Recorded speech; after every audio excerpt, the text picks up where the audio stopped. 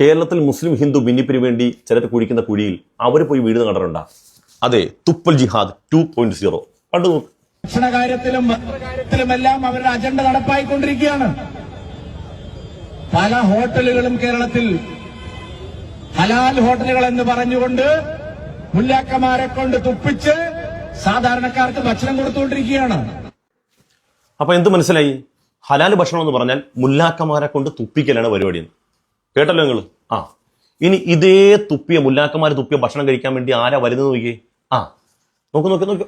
അപ്പങ്ങളെമ്പാടും ചുട്ടമ്മായി, മരിമോനെ വീട്ടിൽ വിളിച്ചമ്മായി, അപ്പാടെ അപ്പങ്ങളോ തരം അറയിൽ ചുമന്ന് വരുന്നമ്മായി, അരികലക്ക് ചുട്ടപ്പം തുപ്പൽ ചേർത്ത ഇടിയപ്പം അരിമിച്ചെറുന്നെയ്യലുവ തുപ്പലും ചേർത്തിട്ട് തിന്ന് സുര തിന്നെന്നും പറഞ്ഞുകൊണ്ട് മുക്കറ്റം തീറ്റിക്കണ കാക്കാമാര്, നല്ല കാക്കാത്തിമാര്.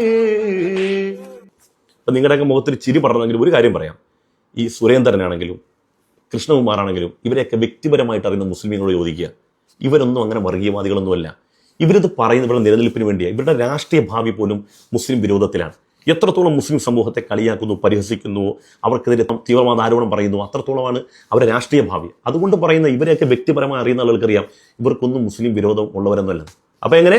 അരികലക്ക് ചുട്ടപ്പം തുപ്പൽ ചേർത്ത ഇടിയപ്പം പൊരിമിച്ചെറുന്നെയ്യലുവ തുപ്പലും ചേർത്തിട്ട് തിന്ന് സുര തിന്നെന്നും പറഞ്ഞുകൊണ്ട് മുക്കറ്റം തീറ്റിക്കണ കാക്കാമാര്, നല്ല കാക്കാത്തിമാര്.